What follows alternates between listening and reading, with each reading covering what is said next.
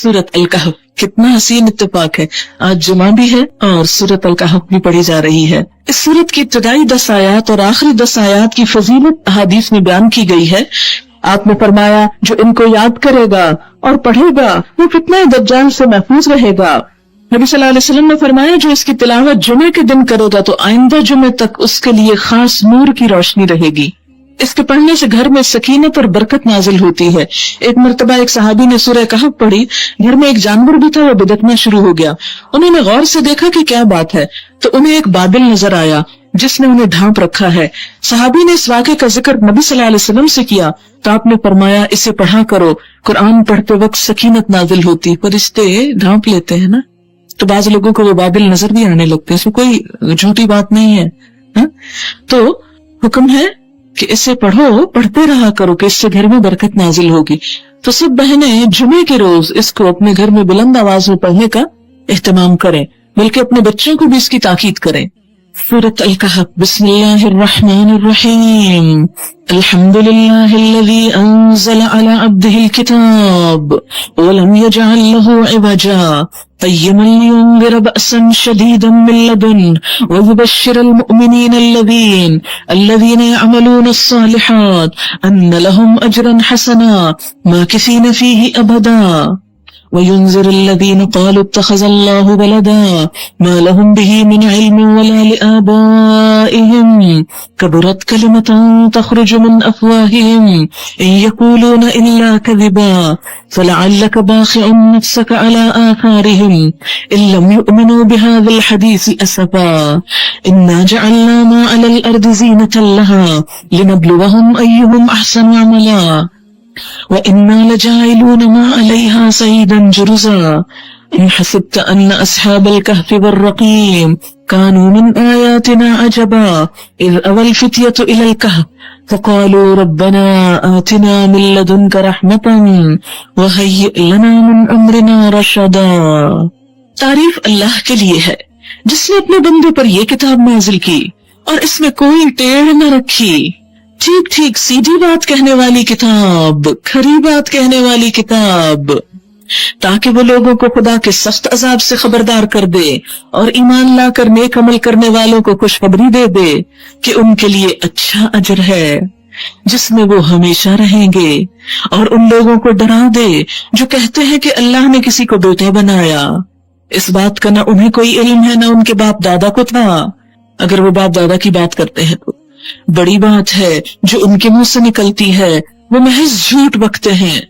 अच्छा तो मोहम्मद सल्लल्लाहु अलैहि वसल्लम शायद तुम इनके पीछे गम के मारे अपनी जान खो देने वाले हो अगर ये इस तालीम पर ईमान न लाए। इतना दुख और दर्द था आपके दिल में लोगों के लिए कि काश लोग मान जाएं। फरमाया लगता है अपनी जान गुला दोगे अगर नहीं मानेंगे। क्या हम में से किसी के दिल में ऐसा दर्द है कि काश सब लोग समझ जाएं और मैं इनकी खिदमत के लिए कुछ कर सकूं।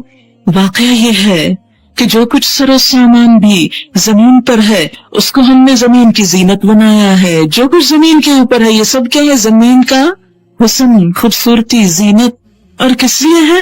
ताकि इन लोगों को आजमाएं, आजमाइश के तौर पर कि इनमें कौन अच्छे काम करने वाला है, अहसन अमल करने वाला है। हम सबका इम्तिहान है कि इस दुनिया में रहते हुए हम अपने अल्लाह को कितना याद करते हैं। आखिरकार इस सब को यानी जमीन के ऊपर जो कुछ है, खा हमारे घर हैं या बाग हैं या नेमतें हैं या हम खुद हैं, इन सब को हटाकर हम एक चटियल मैदान बना देने वाले हैं। क्या तुम समझते हो कि गार और कत्बे वाले हमारी कोई बड़ी अजीब निशानियों में से थे?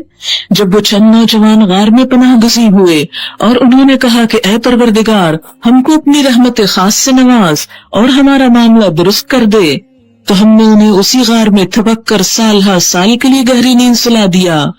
फिर हमने उन्हें उठाया ताकि देखें कि उन दोनों ग्रोहों के दरमियान कौन अपनी मुद्दत का ठीक शुमार करता है।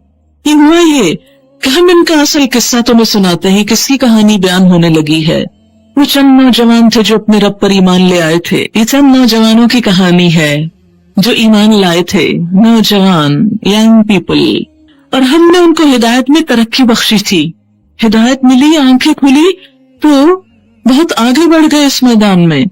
ہم نے ان کے دل اس وقت مضبوط کر دیے جب وہ اٹھے اور انہوں نے اعلان کر دیا کہ ہمارا رب تو بس وہی ہے جو آسمانوں اور زمین کا رب ہے، ہم اسے چھوڑ کر کسی دوسرے کو معبود نہ پکاریں گے، یعنی کسی اور کی بات نہ مانیں گے، اگر ہم ایسا کریں تو بالکل بے جا بات کریں گے۔ پھر انہوں نے آپس میں ایک دوسرے سے کہا، یہ ہماری قوم تو رب کائنات کو چھوڑ کر دوسرے خدا بنا بیٹھی ہے، یہ لوگ ان کے معبود ہونے پر کوئی واضح دلیل کیوں نہیں لاتے؟ آخر اس شخص سے بڑا ظالم اور کون ہو سکتا ہے جو اللہ پر جھوٹ باندھے؟ اب جب کہ تم ان سے اور ان کے معبودان غیر اللہ سے بے تعلق ہو چکے ہو تو چلو اب فلاں غار میں چل کر پناہ لو۔ یعنی چند نوجوان انہوں نے اپنا ایمان ڈکلیئر کر دیا کہ آج کے بعد بس ہم اللہ کی بات مانیں گے۔ تو ہوا کیا، ان کی اس بات سے پوری قوم ان کی دشمن ہو گئی اور ان کے قتل کے درپے ہو گئی۔ تو انہوں نے کیا کیا؟ ایمان کو نہیں چھوڑا، گھر بار چھوڑ دیے۔ کہتے ہیں کہ ایلیٹ کے بچے تھے، بہت انفلوئنشل پیپل کے بچے تھے کہ جو اپنے بچوں کے ہدایت پہ آنے سے گھبرا اٹھے، تو انہوں نے طرح طرح کی دھمکیاں دی، لیکن انہوں نے اپنے سارے عیش و عشرت کے سامان چھوڑے اور اللہ کے لیے اپنے گھروں کو چھوڑ کر ایک جنگل میں آ کر ایک غار کے اندر چھپ بیٹھے اپنا ایمان بچانے کے لیے۔ تھکا کے جب سو گئے تو کئی 100 سال سوئے رہے۔ تمہارا رب تم پر اپنی رحمت کا دامن وسیع کر دے گا اور تمہارے کام کے لیے سر و سامان مہیا کرے گا۔ جیسے سورۃ بنی اسرائیل کے شروع میں آتا ہے نا کہ اللہ کے سوا کسی کو اپنا کارساز نہ بناؤ، تو اس کا عملی نمونہ ہے یہ لوگ۔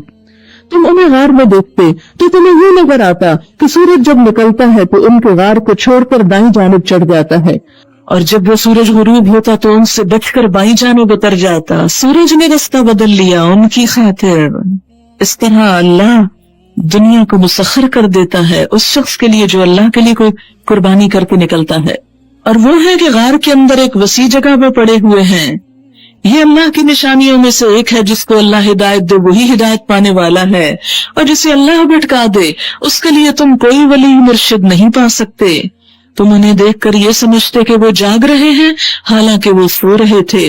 ہم انہیں دائیں بائیں کروٹ دلواتے رہتے تھے تاکہ بیڈ سورز نہ ہو جائیں۔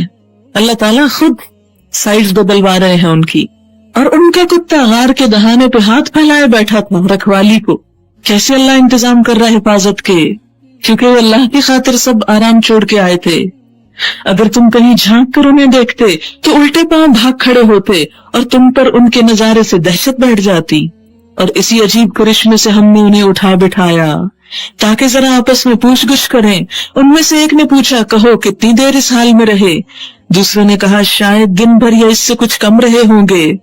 پھر وہ بولے، اللہ ہی بہتر جانتا ہے کہ ہمارا وقت کتنا اس حال میں گزرا۔ چلو اب اپنے میں سے کسی کو چاندی کا یہ سکہ دے کر شہر بھیجیں تاکہ وہ دیکھے کہ سب سے اچھا کھانا کہاں ملتا ہے۔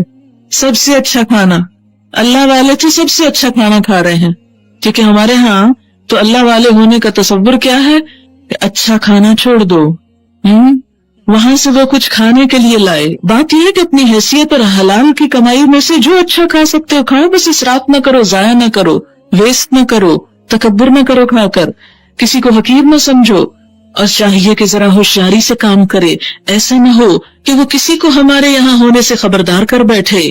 اگر کہیں ان لوگوں کا ہاتھ ہم پر پڑ گیا تو بس سنسار ہی کر ڈالیں گے، یا پھر زبردستی ہمیں اپنی ملت میں واپس لے جائیں گے، اور ایسا ہوا تو ہم کبھی فلاح نہ پا سکیں گے۔ اس طرح ہم نے اہل شہر کو ان کے حال پہ مطلع کیا تاکہ لوگ جان لیں کہ اللہ کا وعدہ سچا ہے، اور یہ کہ قیامت کی گھڑی بے شک آ کر رہے گی۔ مگر ذرا خیال کرو، جب سوچنے کی اصل بات یہ تھی، اس وقت وہ آپس میں اس بات پہ جھگڑ رہے تھے کہ ان اصحاب کہف کے ساتھ کیا کیا جائے۔ کچھ لوگوں نے کہا، ان پہ ایک دیوار چن دو، ان کا رب ہی ان کے معاملے کو بہتر جانتا ہے۔ مگر جو لوگ ان کے معاملات پر غالب تھے، انہوں نے کہا، ہم تو ان پر ایک عبادت گاہ بنائیں گے۔ یہ بھی قدیم زمانے سے مسئلہ چلا آ رہا ہے کہ نیک لوگوں کی قبر پر عبادت گاہ، حالانکہ نبی صلی اللہ علیہ وسلم نے منع فرمایا ہے۔ اللہ نے لعنت فرمائی قبروں کی زیارت کرنے والی عورتوں پر، یعنی کثرت سے جو کرتی ہیں، قبروں کی مسجدیں بنانے اور چراغ روشن کرنے والوں پر۔ قبر کے اوپر چراغ روشن کرنے سے منع کیا گیا، کیوں؟ اس لیے کہ چراغ تو زندہ انسان کا حق ہے، قبر کے اندر اس کو کہاں روشنی جا رہی؟ کیوں اپنا تیل ضائع کر رہے ہو وہاں بھیج کر؟ کیوں بجلی کا بلب لگوا کے وہاں لائٹ ضائع کر رہے ہو؟ اگر مردے کو ثواب پہنچانا چاہتے تو کسی غریب کے گھر میں بجلی لگوا دو، जितना अरसा वो इस्तेमाल करेगा तुम्हारे मरने वाले को सवाब पहुंचता रहेगा। कोई यूजलेस और बेकार काम करने से रोका जिसका मरने वाले को फायदा कुछ नहीं। नबी सल्लल्लाहु अलैहि वसल्लम ने फरमाया, खबरदार रहो, तुमसे पहले लोग अपने अंबिया की कब्रों को इबादतगाह बना लेते थे, मैं तुम्हें इस हरकत से मना करता हूँ। आजकल बहुत से लोग ये कहते हैं कि फिर मस्जिद नबी के अंदर हुजूर की कब्र क्यों? तो बात यह है कि मस्जिद उससे हटकर थी। ये तो जब मस्जिद की तौसीह हुई तो ऑटोमेटिकली वो बीच में आ गई। नबी सल्लल्लाहु अलैहि वसल्लम को जब दफनाया गया तो मस्जिद के अंदर नहीं दफनाया गया था, या आपके दफन करने के बाद उस पर मस्जिद नहीं बनाई गई थी, वो तो एक जरूरत के तहत उस तरफ को फैल गई। फिर आप सल्लल्लाहु अलैहि वसल्लम ने फरमाया, अल्लाह ने लानत फरमाई यहूद और नसारा पर, उन्होंने अपने अंबिया की कब्रों को इबादतगाह बना लिया। यानी कब्रों पे जाके इबादत नहीं करनी चाहिए। इन लोगों का हाल ये था कि अगर इनमें कोई मर्द साले होता तो उसके मरने के बाद उसकी कब्र पे मस्जिदें बनाते, उसकी तस्वीरें तैयार करते। ये क़यामत के रोज बदतरीन मखलूक होंगे। ये बुखारी और मुस्लिम की रिवायत है, सही तरीन हदीस है। कुछ लोग कहेंगे कि वो 3 थे, चौथा उनका कुत्ता था, कुछ दूसरे कह देंगे कि 5 थे, छठा उनका कुत्ता था। ये सब बेतुकी हाँकते हैं। पीछे कहा गया ना, जिस चीज का इल्म नहीं उसका पीछा मत करो। जब तुम्हें पता ही नहीं तो खुद से अंदाजे करने की क्या जरूरत है? और इससे क्या फर्क पड़ता है कि वो कितने थे? बस थे जितने भी थे। तुम्हारे लिए असल मैसेज क्या उनके वाक़े में कि ईमान बचाने के लिए अल्लाह के दीन की खातिर बड़ी से बड़ी कुर्बानी करनी पड़े तो भी कर गुजरो। हम तो छोटी सी बात पे आके रुक जाते, नहीं आज बड़ी मजबूरी, आज नहीं कुरान सुनने जा सकते, आज तो घर में ये मसला हो गया है। कोई छोटी सी बात जो खिलाफ तवक्को हो जाए। मिसाल के तौर पर आजकल बच्चों की छुट्टियां हो गई, बहुत सी माएं शायद आज ना आई हों कि अब बच्चों को कौन देखे। तो आप देखें कि बच्चों को छोड़ के आप बाजार भी तो चले जाते हैं, बच्चों को छोड़ के आप सो भी तो जाते हैं। लेकिन बच्चों को छोड़कर कुरान तो नहीं पढ़ा जा सकता। 2-2.5 घंटे की तो बात है। अगर बच्चियां बड़ी हैं तो उनको साथ ले आए, पीछे बैठ जाए, साथ उनको भी बिठा ले, लेकिन इस चांस को मिस नहीं करें। अल्लाह की राह में जो निकले